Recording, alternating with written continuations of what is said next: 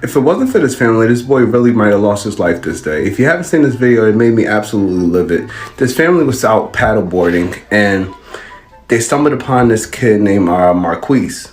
And he was on like the shoreline and it seemed like his friends left him. And it was taunting him, making monkey noises and all kind of stuff. He was saying he cannot swim. Obviously, these wasn't really good friends, so apparently they set him up to do this, and he was stuck out there, and his family came and rescued him. Let's get going again. We got this. Hey, they copied us. That's cool. How dare you call it cool? Daddy, a lot of people have copied our houses rather than the neighborhood. Right there. Yeah, they're probably jumping. What did he say that word? We said that word, Justin. I'm glad you could hear that from a mile away. It's like, ah! No, that was. See how fast it's going? Imagine if the thing was freaking. Ah! What did you just say? I was fishing in the water and I said,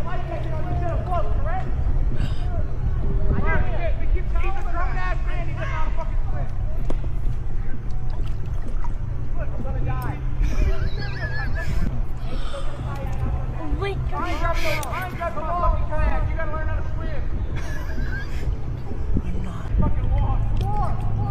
Fair, tell him to hold on to back. You can swim down, River, you fucking retard. I think I'm staying here. Bro! How am I gonna get you back home? You don't think Mama Marquise is gonna be worried? Yeah, your mom. My mom's name. My dad's your mom is always worried about you. My dad's in prison. I think that's why. Because your dad's in prison, we know, we can tell just by looking at you. Bro, we get you can't swim, but Bro, we just can go get a find you. kayak. You I'll have a just wait. fucking life jacket on, Marquise. I'll just wait. Bro, you have a life jacket. Bro, I'm black. It doesn't matter. It's not gonna save me. Oh, yes, it does. Bro, I'll just find a way. Hey. hi.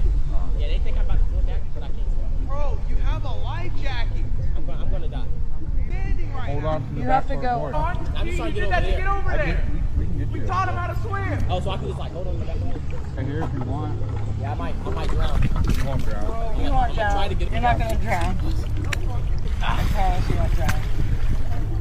There you go. Thank you. What's your name? Huh? Hey, What's your Oh, name? my name is Marquise. But Marquise. everybody calls me Mark because I go to the Denellen. Are you okay?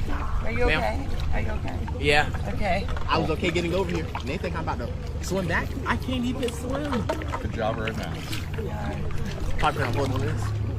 And it's my first time here. It's your Oh, first first time? Well, welcome. Yeah. How'd you get over here? Yeah, what They made me happened? take that way over there, and they had 2 life jackets on. I'm never coming back with y'all. Yo, we told you if you were coming, we had a life jacket. Life makes you jacket. float. This ain't even for a big kid. This for a little kid. Oh my god. You're welcome. Yeah, I'm never coming back with y'all.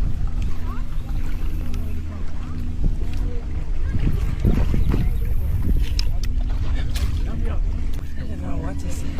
Fuck, his friends are fucking assholes. I wonder how old he was.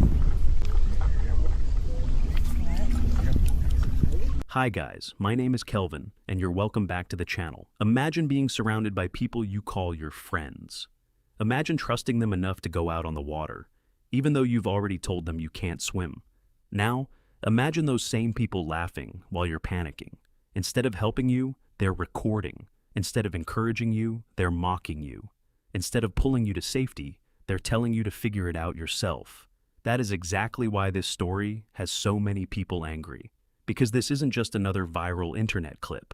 This is one of those moments that forces people to ask a difficult question. What kind of person watches someone genuinely terrified for their life and chooses entertainment over compassion? According to the footage and the people involved, Marquis repeatedly said he couldn't swim. He wasn't pretending. He wasn't joking. He wasn't trying to create drama for social media. He was scared. Yet instead of taking that fear seriously, the people around him appeared to laugh, pressure him, and leave him struggling with a life jacket that he himself said was made for a child, not for someone his size. Think about that for a second. Water doesn't care how popular you are. Water doesn't care who's recording. Water doesn't care whether everyone else thinks it's funny. Once panic sets in, seconds matter. Every year people drown because someone underestimated how dangerous open water can be. This could have become another heartbreaking headline. Instead, something unexpected happened. A family nearby heard the shouting. They noticed something wasn't right. They didn't know Marquis. They didn't owe him anything, yet they immediately stepped in. They let him hold onto their paddleboard and helped get him safely back to shore. Those strangers did what the people closest to him should have done from the very beginning. And that's the part that has stayed with so many viewers. Sometimes the people willing to save your life are complete strangers. Meanwhile, the people you've been calling your friends are nowhere to be found when it actually matters. As this video spread across social media, people weren't just talking about water safety. They were talking about bullying, peer pressure, trust. And, for many viewers, the disturbing mocking sounds heard in the video added another layer that fueled discussions about possible racial hostility. While viewers have interpreted those moments in different ways, many found them deeply troubling. Whether you see this primarily as bullying, reckless behavior, or something more, one thing is difficult to ignore. A young man's life appeared to be treated like a joke. And without those paddleboarders, this conversation might be about a tragedy instead of a rescue. Let's break down everything that happened and why this story has struck such a nerve across the internet. So I just wanted to address this video real quick of my family and I helping this young boy across the river the other day. Most of the comments are really positive, but some of them are really negative, and some girl made a video making some wild claims about us, so I just wanted to address a few things. First of all, when we were first paddling down the river, all we could hear was their voices. Sound travels really easy on water, so we could only hear voices. We could not see them. We couldn't hear exactly what they were saying. As we got closer, I could kind of make out what they were saying more. I could tell it was more serious than I first thought, but I still didn't understand what was going on. As we got close enough, I noticed that the voices sounded like teenagers, and then once we could see them, that's when I noticed the entire situation unfolding. He first said that he couldn't swim and that they gave him a life jacket, but when I saw him, the life jacket was really small. Water, I'm on the water all the time. Water is so unforgiving, it can turn deadly in a split second. There was a current that day, there was wind, and he said he couldn't swim well. That was a recipe for disaster, so I knew right then and there I wasn't going to leave him to just cross on his own. So like I said before, I didn't understand what was going on. They were laughing, they were bantering back and forth, they were talking crap to each other. I didn't know what was happening, but then they also seemed like they knew each other, they were friends. So I was so confused, but I helped him across. He got the back of our board. Paddle boards are hard to get on if you're in like waist deep water. They're kind of hard to get up on. So he just hung to the back of the board. We got him straight across the river. And then as we were dropping him off, he was like talking crap to his friends and sticking up for himself. So my husband was laughing, like good for him. He was sticking up for himself. Anyway, this whole situation was such a learning moment for not only my family, but for that boy and the friends, and obviously God wanted the internet to see it too, because this was a huge learning moment, I know, for myself and my kids and my husband. Absolutely unreal. Anyway, Marquis has gotten home safe and sound. He has checked in. Everything's okay. Hopefully this was a learning lesson for him and an eye-opener as to who he keeps as company. One thing I do want to point out that I noticed about all the negative comments and like the people dissecting this and saying it's not good enough or we should have done more, most of them are actually the same color as me, so that's kind of weird to notice. You would think that everyone would be happy that a life was saved. Update to the story. I spoke to Marquis's sister, and all of the boys that were involved in the incident attend Dunellen High School. Marquis' sister says that he was invited over by his friend Zach, who he's hung out with in the past, had no issue. In fact, his family have been very kind. Unbeknownst to Marquis, several other boys were coming over, and they're from the basketball team. They went down somewhere that they weren't supposed to be, at one of the boys' aunt's house, where they're able to access the lake, that area, and people go tubing and all of that. That's how he got over there. From my understanding, he was talked into it. They left him on the opposite side and was trying to force him to swim his way back, knowing damn well he couldn't swim. Now, I don't know if I'm pronouncing it right. I don't care. But the Dunellen, and they're on the basketball team, come to the front expeditiously. Primarily, I'm going to need to talk to the coach of the basketball team. Now, a couple of you guys have left comments about reaching out to the boys. They're all minors. I'm not worried about talking to them. The school and their parents come to the front expeditiously. Again, I am asking for the school and the parents of those boys to make a statement. And I'm not waiting too long on it. I'm glad somebody commented this. Are these not white people saving him? Yes, these are white people saving him. I'm glad you pointed that out. I would expect that a father and a mother with children seen a person in distress and they came to save them, no matter what color. You pointing out that white people took the time to save them is literally trying to absolve the white people who left him there, stranded on a shoreline, knowing that he could not swim, told him to jump in that water, and then taunted him with making monkey noises and telling him how his mother would be concerned that he never showed up, thus proving how cruel and horrific those people are, and that there is a history and a culture of violence and cruelty in white America. A family saving him should be the normal. What is abnormal is leaving a person stranded and then making monkey noises on the shoreline. That's abnormal. But white Americans have always thought the whole making monkey noises at black people were funny things, right? And the truth of that is they do that because they see black people less than human. And even though you may not been trying to be malicious, you literally are trying to absolve the other racist people in the situation that were okay and comfortable with this black child dying because they ultimately just left him there, laughed it off and paddled away while he was in fear for his life. There's a lot of white people who struggle with understanding that humanity is the bare minimum of life. Racism and cruelty shouldn't be a culture, and white people have rallied around that so much that it has become their sole identity. They have grown community off of racism. They have grown love for each other off of racism. But the fact that people are highlighting, oh, white people did something nice for a black person should already tell you that typically this is not a thing that happens. And they're highlighting this while also eliminating the fact that a black person was in an all-white space and literally almost lost his life. And the same people could care less and acting like it was another Tuesday, while taunting him and calling him a monkey, even though they were the ones that exhibited the animalistic behavior. And we have seen time and time again that black people entered white spaces believing that these people shared the same sentiment as them, in which they should have. And ultimately, their safety as a black person was absolutely jeopardized, and many times even resulting in their life being lost. And people have a hard time understanding individually, yes, there are many white people who advocate for black people, who support black people, who are friends with black people. There are many, even during times of slavery. But as a collective conscious, it has been a culture of violence, racism, and torment. Two things can be true at the same exact time. Kind of contradicting when you say y'all aren't safe with white people, yet a white family helped him. I think evil comes in all shades. I would have helped him and even told him to stick with me and blah, blah, blah. Haley, I understand why you offended, girl. I get it. Y'all always offended when we point out the obvious. The obvious being that black people have never been fully safe as the only token black motherfucker in a room full of white people. Like, hello, history much? Present day much? I've heard countless stories of us being found literally papowed. A black man was papowed going on a camping trip with his white friends in a cabin. A black woman was found unalived in the backyard at a sleepover, and she was the only black woman there, and they claim she jumped off the second floor balcony, which does not even make any sense, because who's gonna go to a sleepover, take pictures, have a great time, and then commit suicide? The math just don't math. And on top of that,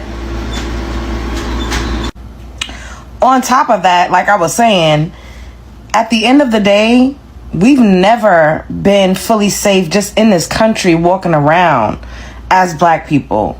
We get followed in stores, we get harassed, people are constantly trying to over police us. They think that white people think they have authority over us. We've seen a million Karen videos.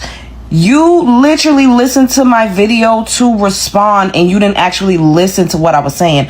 I said not all of you all are like that, because I do believe that there are pockets of white people that are cool as fuck, that are not an imminent danger to you.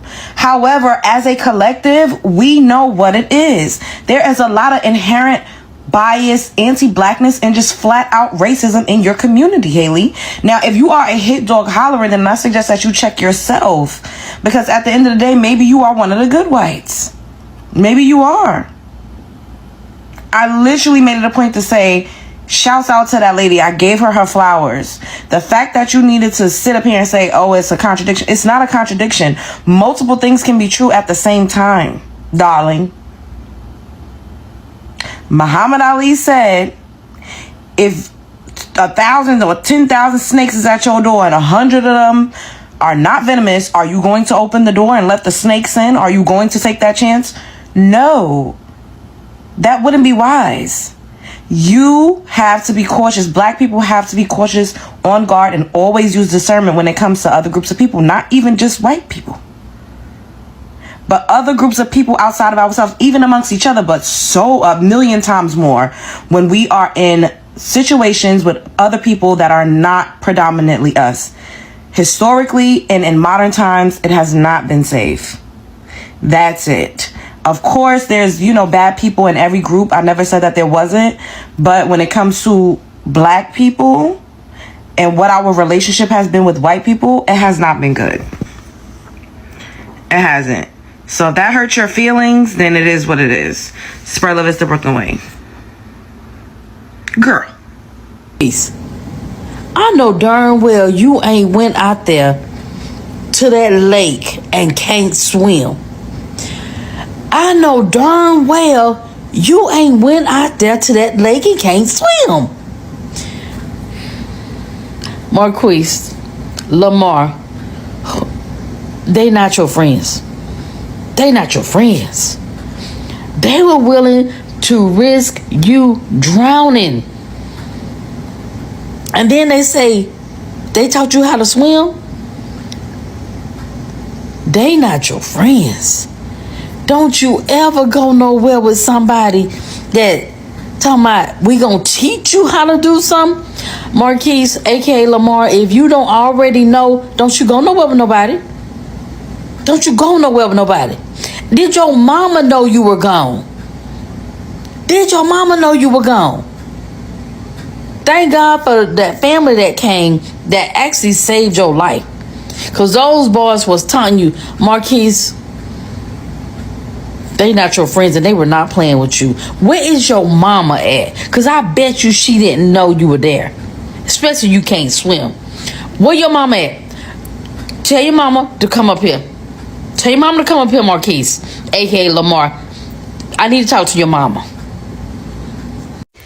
Do not let your child be the only, and I don't care what it is, the only black girl, the only black boy, the only this, the only that in a friend group. Because there's a video I posted in my repost of this boy. He can't swim. He's out there paddleboarding with his friends. They've left him. He's saying, I can't swim. They're like, well, monkey, swim for it. Ooh, ooh, ah, ah, monkey, monkey, monkey, monkey. And these are the people that he thinks are his friends. These are the people that he thinks are really in community with him. And I know we have to teach our children who to befriend, who not to befriend, but I just feel like that's that kind of situation. And I will never put mine in a situation where he's the only anything in any friend group in any neighborhood. This kid's parents need to see the following video because he's clearly hanging out with the wrong crowd and one day it could cost him his life. You gotta learn how to swim. You can swim downriver, you fucking retard. Hey, your mom. My mom's name. My dad's your mom is always worried about you.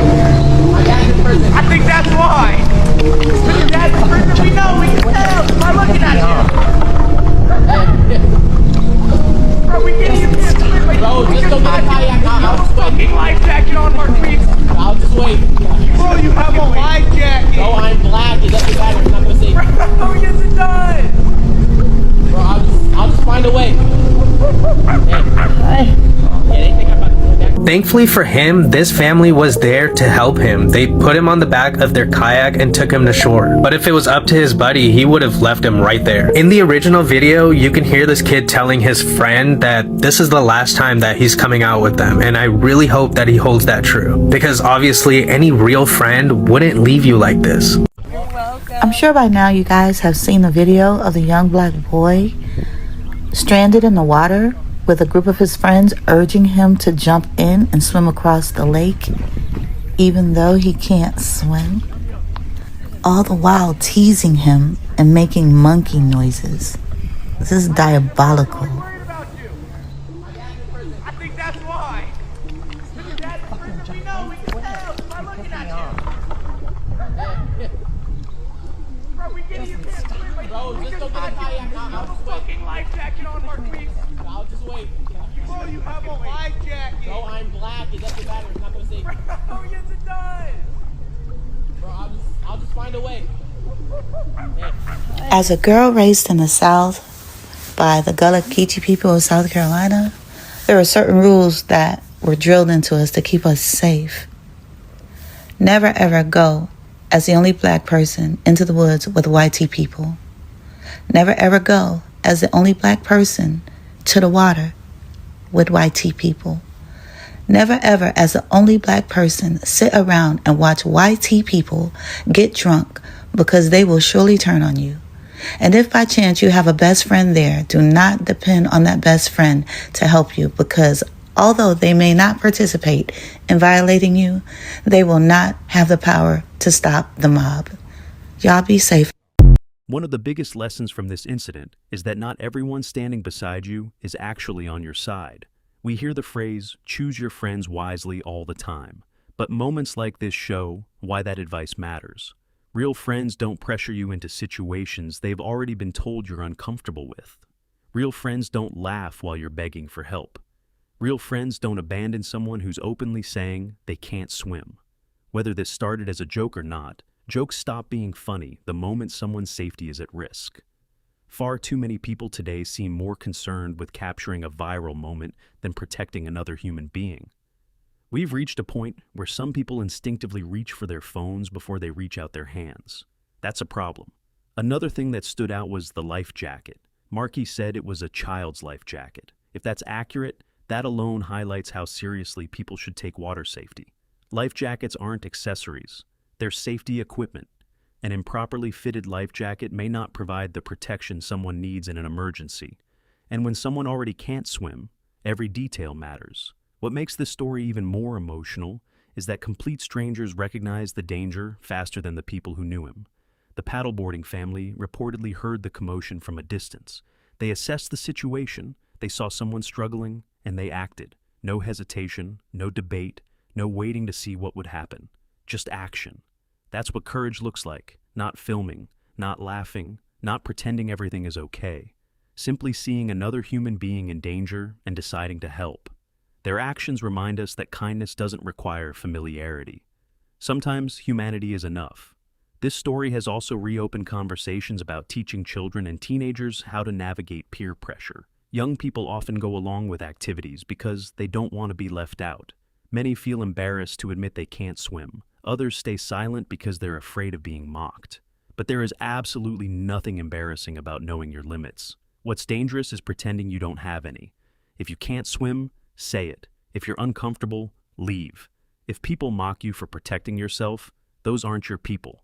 As the video spread, many viewers also focused on the monkey noises heard during the incident. Those sounds sparked widespread criticism online, with many interpreting them as racially offensive. Regardless of how different people interpret the intent, it's understandable why so many found that behavior upsetting. The internet has reacted so strongly because people can imagine themselves, or someone they love, in Marquis' position, a younger brother, a son, a cousin, a friend. No one wants to picture someone they care about crying out in fear while the people around them laugh. Thankfully, this story didn't end the way it could have. Instead of another drowning tragedy, it became a reminder that good people still exist. Those paddleboarders didn't just rescue Marquis from the water. They restored a little bit of faith in humanity.